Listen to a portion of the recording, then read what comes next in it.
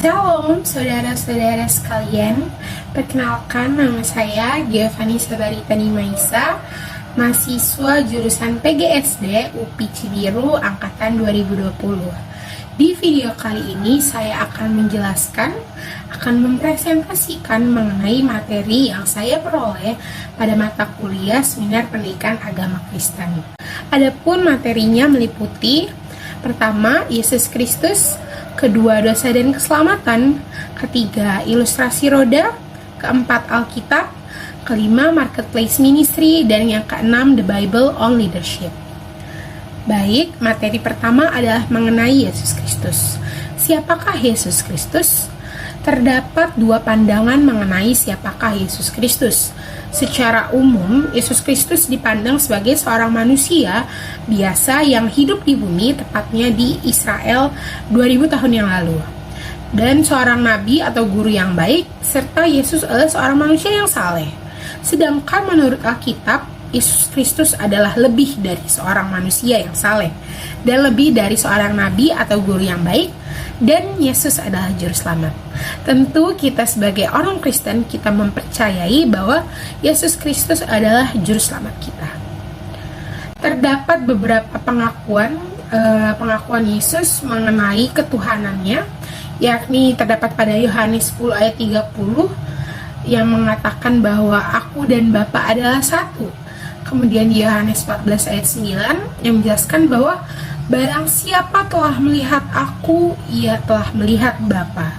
Dan Yohanes 14 ayat 6, tidak ada seorang pun yang datang kepada Bapa kalau tidak melalui aku. Kemudian pengakuan Yesus juga ada di Yohanes 13 ayat 13 bahwa sebab memang akulah guru dan Tuhan. Dan Yohanes 17 ayat 22 yang menjelaskan bahwa kita adalah satu.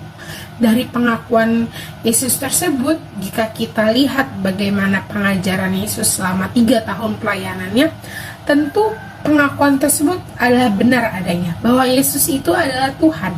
Kita lihat dari karakter Yesus ketika dalam pengajarannya, Yesus bukanlah orang yang berbohong.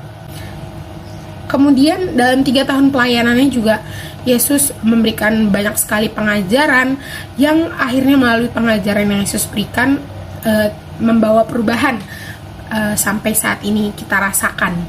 Pertama adalah hak asasi wanita yang ditegakkan dan suara rakyat diterima, sekolah dan universitas didirikan, undang-undang untuk melindungi anak-anak disahkan, perhambaan dan perbudakan dihapuskan, dan penetapan undang-undang pernikahan. Seperti yang kita ketahui di dalam pengajaran Yesus, Yesus merupakan sosok yang sangat menghargai orang lemah, menghargai wanita, menghargai anak-anak kecil, menghargai budak, orang rendahan sekalipun, dan Yesus adalah orang yang sangat menghargai pendidikan, terutama juga pekerjaan kita, profesi kita. Dan bukan hal yang berlebihan jika kita mengatakan Yesus adalah juru selamat dunia, karena Yesus sendiri adalah Tuhan yang datang dalam wujud manusia menjadi sosok Yesus untuk menyelamatkan kita manusia dari dosa dan memberikan keselamatan, memberikan perubahan bagi kehidupan kita manusia. Kemudian selanjutnya adalah mengenai materi dosa dan keselamatan. Seperti yang dijelaskan sebelumnya bahwa Yesus datang ke dunia untuk menyelamatkan kita manusia dari dosa. Apa sebenarnya dosa itu? Dosa adalah keterpisahan manusia dengan Allah yang berakibat kematian, di mana di dalam Alkitab dikatakan bahwa upah dosa ialah maut. Kemudian dosa lebih dari sekedar perbuatan yang terlihat dari luar, tetapi apa yang ada di dalam. Karena pada dasarnya di dalam diri manusia itu telah berdosa, sehingga kita memiliki potensi untuk terus melakukan dosa, untuk terus melanggar firman Tuhan. Dan di Roma 3 ayat 23 juga dijelaskan bahwa bayi dalam kandungan pun telah dianggap sebagai manusia yang berdosa. Dan manusia berusaha mencari Allah melalui agama, ilmu, kebaikan, dan kesalehan. Jadi manusia juga berinisiatif untuk bisa mengembalikan hubungan manusia dengan Allah, dengan agama, ilmu, kebaikan, dan kesalehan yang manusia lakukan. Solusi: Jadi bukan hanya manusia yang berinisiatif untuk kembali menjalin hubungan dengan Allah, tetapi Allah juga memberikan solusi untuk kita bisa berhubungan dengan baik kembali dengan Allah. Yakni di Yohanes 3 ayat 16 dijelaskan bahwa Tuhan juga, Yesus berinisiatif untuk bisa mengembalikan hubungan yang baik dengan manusia. Kemudian di Galatia 3 ayat 13, 1 Petrus 2 ayat 24 dan 2 Korintus 5 ayat 21 dijelaskan bahwa Allah menunjukkan kasih-Nya dengan menggantikan manusia dalam memikul dosa dengan melalui Yesus Kristus tadi, kedatangan Yesus Kristus, sehingga manusia memperoleh keselamatan, manusia memperoleh anugerah dan kasih karunia. Kemudian di Wahyu 3 ayat 20 mengartikan bahwa Yesus mengatakan bahwa konflik antara kita manusia dengan Allah dapat selesai jika kita manusia datang dan membuka pintu hati kita kepada Allah. Kita menerima Yesus sebagai juru selamat di dalam hidup kita, maka kita akan diselamatkan. Konflik antara kita dengan Allah bisa selesai. Kemudian di Yesaya 1 ayat 18 juga dijelaskan bahwa ketika kita menerima Allah sebagai juru selamat, maka kita akan diselamatkan. Baik, selanjutnya ilustrasi roda.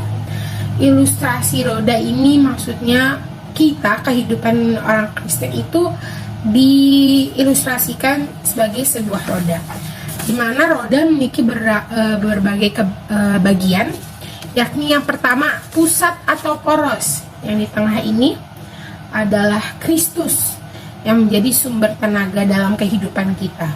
Kemudian jari-jari yakni sebagai penyalur tenaga, ada doa, ada bersaksi, firman Tuhan, dan persekutuan. Kemudian lingkar luar yang bersentuhan langsung dengan tanah, yakni kita sebagai orang Kristen yang taat dalam perbuatan. Jadi maksudnya bersentuhan langsung atau berinteraksi langsung dengan lingkungan kita. Nah, ini penjelasan mengenai bagian-bagian roda. Yang pertama adalah Kristus sebagai pusat. Di dalam Yohanes 15 ayat 5 dikatakan bahwa akulah pokok anggur dan kamulah ranting-rantingnya. Barang siapa tinggal di dalam aku dan aku di dalam dia, ia berbuah banyak. Sebab di luar aku kamu tidak dapat berbuat apa-apa. Jadi di sini sangat dijelaskan gitu ya, ditekankan bahwa Tuhan Yesus adalah sumber hidup. Tuhan Yesus adalah, Kristus adalah pusat kehidupan manusia, dan kita sebagai manusia gak akan bisa berbuat apapun jika kita tidak di dalam Kristus. Kemudian selanjutnya jari-jari satu, yakni doa. Doa merupakan salah satu cara kita berkomunikasi dengan Tuhan, cara untuk kita bisa menjalin keterpisahan kita tadi, yakni melalui doa gitu. Kemudian kita tahu bahwa doa itu implementasi dari jari satu doa ini, yakni kita harus bertekun dalam doa. Kita juga adakan waktu doa pribadi, bukan hanya sekadar kita doa makan atau doa ketika di pagi hari setelah bangun tidur atau doa sebelum tidur, tapi kita punya doa pribadi, doa khusus. Kita mendoakan keluarga kita mendoakan pekerjaan kita mendoakan negara, bangsa, pemimpin negara kita.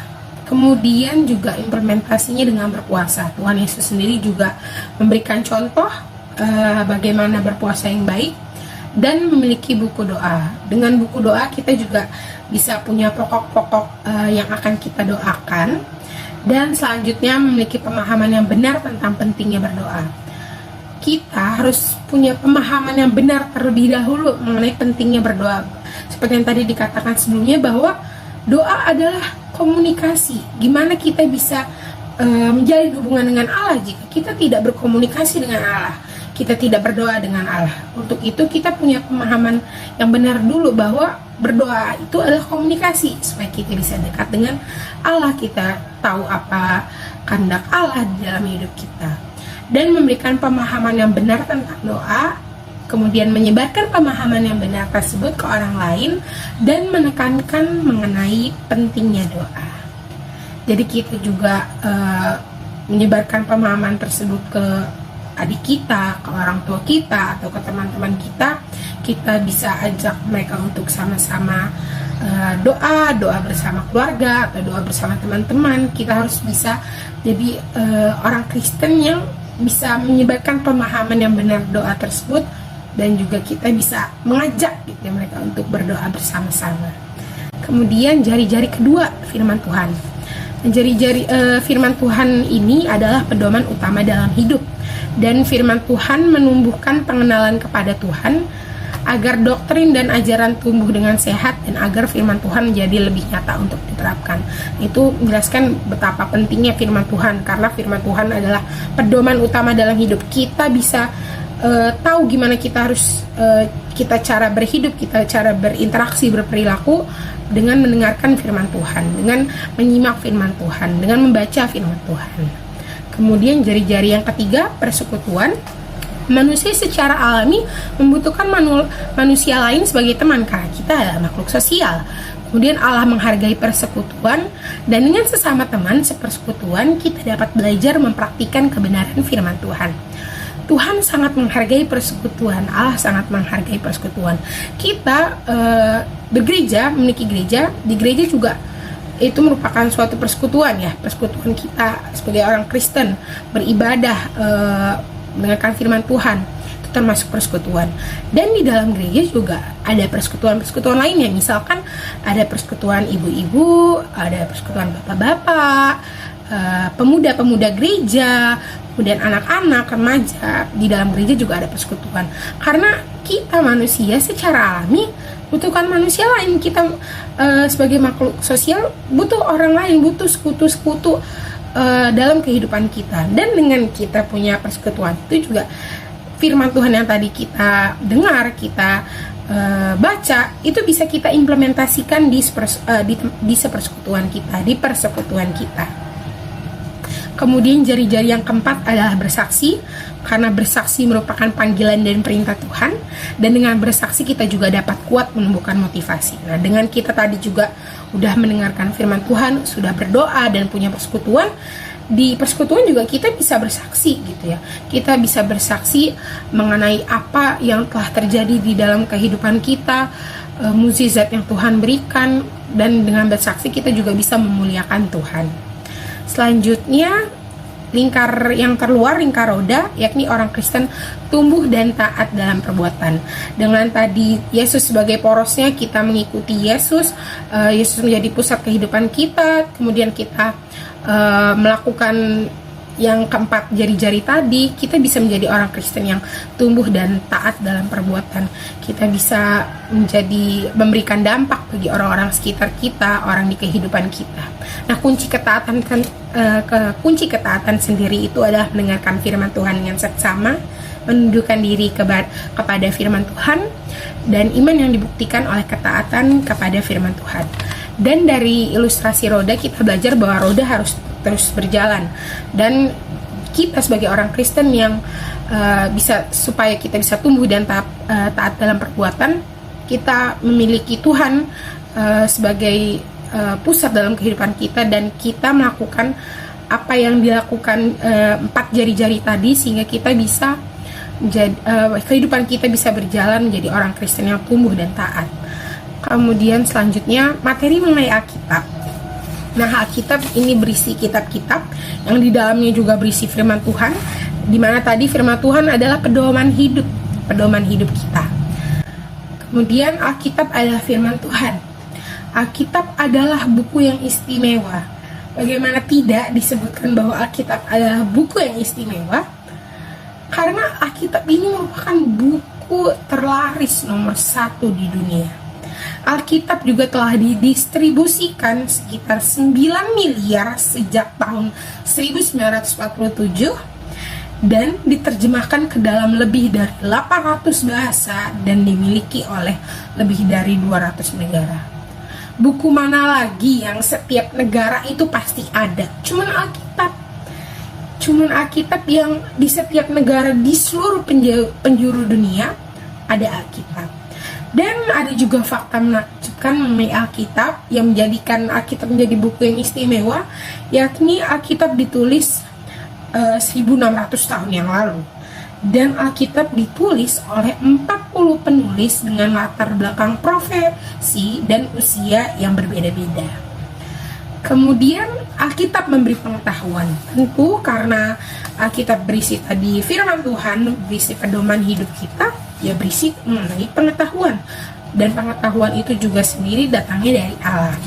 Kita ingin tahu siapa manusia pertama di bumi, ada di Alkitab, dijelaskan di Alkitab. Kita pengen tahu perjalanan hidup Yesus, pengajaran Yesus di Alkitab ada. Jadi Alkitab berisi apa saja gitu ya, pengetahuan yang kita ingin ketahui, dan bahkan pengetahuan yang ada sampai saat ini juga berasal dari Alkitab. Kemudian Alkitab berisi nubuatan yang terjadi. Nah, di dalam Alkitab juga banyak sekali nubuatan-nubuatan, dan itu benar-benar terjadi, yakni seperti nubuatan kedatangan kelahiran Yesus. Itu benar terjadi. Yesus datang untuk menyelamatkan kita dari dosa. Kemudian di dalam Yeskiel, nubuatan mengenai prediksi kota Tirus yang akan hancur, dan itu benar hancur. Kemudian di dalam Daniel ada kerajaan yang akan pecah, dan itu terjadi. Selanjutnya Alkitab juga memprediksi masa depan. Seperti yang tadi, Alkitab terdapat prediksi masa depan, ya karena Alkitab sendiri berasal dari Tuhan. Ya Tuhan tahu apa yang terjadi di masa depan, apa yang terjadi hari ini, apa yang terjadi di masa lampau, Tuhan tahu. Jadi Alkitab memprediksi masa depan. Seperti salah satu prediksinya juga adalah kedatangan Yesus yang kedua kali. Kita sebagai orang Kristen, kita juga pasti percaya bahwa Yesus akan datang kedua kali, dan itu juga telah dituliskan di dalam Alkitab. Oleh sebab itu, kita harus mempersiapkan diri kita supaya kita layak ketika Yesus datang untuk kedua kalinya. Kemudian Alkitab terdiri dari dua bagian, yakni Perjanjian Lama dan Perjanjian Baru. Perjanjian Lama ditulis oleh kelompok-kelompok juru tulis. Nah, juru tulis adalah seseorang yang harus duduk dan menyalin salinan asli dengan tangan. Nah, terdapat banyak sekali kelompok-kelompok juru tulis, namun ada satu kelompok yang benar-benar sangat terkenal karena sangat perfeksionis, sangat hebat dan sangat taat dalam menuliskan Perjanjian Lama, yakni kelompok Masoret. Kemudian Perjanjian Lama ditulis dalam rentang waktu 1400 sebelum Masehi sampai 400 sebelum Masehi. Jadi sekitar 1000 tahun Perjanjian Lama ditulis. Kemudian sulit menemukan salinan kitab Perjanjian Lama. Salinan kitab Perjanjian Lama sangat sulit ditemukan karena juru-juru tulis itu sangat teliti mengenai salinan-salinan kitab Perjanjian Lama. Jadi ketika ditemukan ada salinan kitab Perjanjian Lama itu sudah pudar atau sudah usang, jadi kata-katanya ada beberapa yang tidak terlihat dengan jelas, mereka nggak mau mengambil kesempatan orang lain menyalinnya dengan menyalinnya salah gitu. Bisa aja kan ada yang salah baca atau salah tulis. Nah, juru-juru tulis tersebut nggak mau. Jadi akhirnya mereka melakukan pengkuburan yang layak terhadap salinan kitab Perjanjian Lama. Nah, karena salinan Perjanjian kitab Lama juga sulit ditemukan, banyak sekali pendapat atau keraguan mengenai keakuratan Perjanjian Lama itu sendiri. Namun raguan tersebut ditepis dengan adanya penemuan, yakni salinan dari kitab Perjanjian Lama yang ditemukan pada tahun 1948 oleh seorang anak laki-laki Arab. Itu akhirnya disebut dengan gulungan Laut Mati, dan salinan tersebut memang benar ketika dicocokkan sama gitu dengan salinan kitab Perjanjian Lama. Kemudian Perjanjian Baru yang ditulis sekitar tahun 45 Masehi sampai 90 Masehi, sekitar 45 tahun, dan banyak sekali ditemukan salinan dari kitab Perjanjian Baru. Ya, dibandingkan dengan Perjanjian Lama, Perjanjian Baru lebih banyak ditemukan salinan karena Tuhan menggunakan para pengkhotbah untuk membantu menjaga Perjanjian Baru. Selanjutnya aturan penulisan Alkitab. Perjanjian Lama, kitab tersebut harus ditulis, harus dibuat oleh nabi, dan penulisannya juga harus diakui berasal dari Tuhan dan menggunakan bahasa Israel. Untuk Perjanjian Baru, kitab-kitab tersebut diketahui berasal dari Tuhan, yakni firman Tuhan, dan ditulis oleh rasul atau nabi Tuhan seperti Petrus, Paulus, dan lain sebagainya. Dan kitab tersebut dapat dibuktikan kebenarannya seperti kitab Lukas yang ditulis langsung oleh Lukas dan memiliki pengaruh untuk mengubah kehidupan manusia seperti surat Paulus, di mana surat Paulus banyak mengirimkan surat-surat kepada jemaat-jemaat pengikut Yesus di setiap kota untuk bisa memberikan penguatan atau pengaruh untuk mengubah kehidupan mereka. Kemudian juga digunakan oleh orang percaya atau pengikut Kristus. Materi selanjutnya adalah marketplace ministry. Sebenarnya ketika dijelaskan gitu ya mengenai marketplace ministry ini, saya ada memiliki sedikit kebingungan gitu ya, karena marketplace ministry gitu ya, ketika kita coba terjemahkan ke dalam bahasa Indonesia menggunakan aplikasi penterjemah, itu diartikan atau berarti gitu ya kementerian pasar, karena kan sebenarnya marketplace sendiri itu artinya pasar.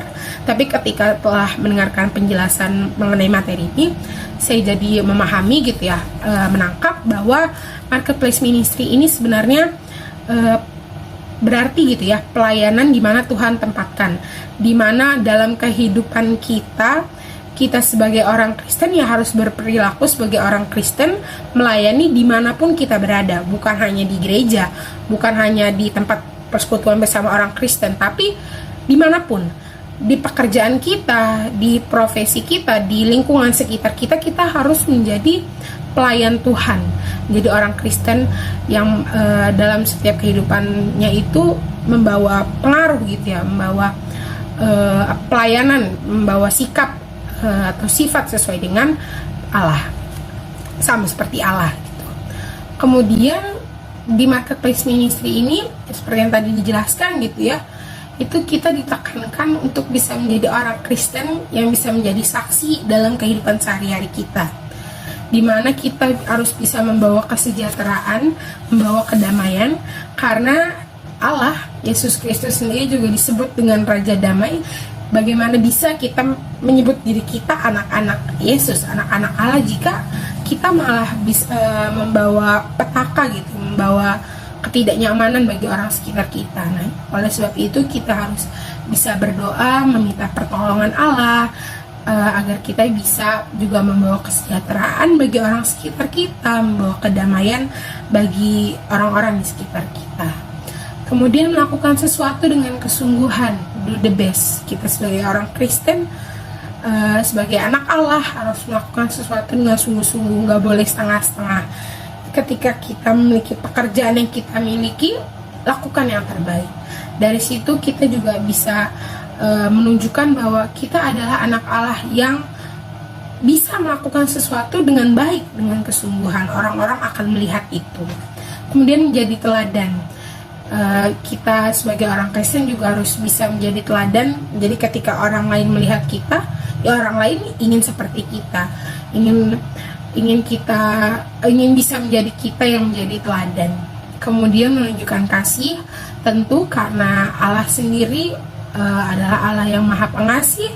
Kita juga harus bisa mengasihi orang lain, mengasihi orang di sekitar kita, di pekerjaan kita, dimanapun kita hidup, dimanapun kita berada. Dan memiliki sikap setia dan jujur. Sikap setia dan jujur yang sangat penting dalam setiap pekerjaan, karena orang menghargai orang akan menghargai orang yang memiliki sikap setia dan jujur, dan tentu menunjukkan perbuatan baik. Kemudian materi yang terakhir, the Bible on leadership. Ini berkaitan mengenai kepemimpinan, pemimpin. Nah, pemimpin itu harus memiliki beberapa poin di bawah ini, yakni kejujuran dan integritas, kemudian tujuan dan arah, yakni memiliki visi dan misi. Ya, orang akan mengikuti pemimpin jika pemimpin tersebut mempunyai tujuan dan arah, tentunya tujuan dan arah yang baik dan sesuai, dan kita sebagai orang Kristen sesuai dengan kehendak Allah.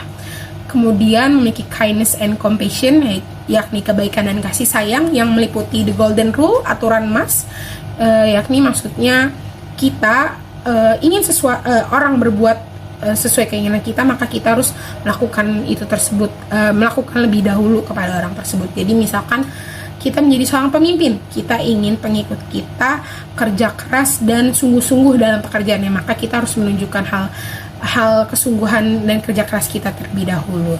Kemudian material kindness atau bahan kebaikan.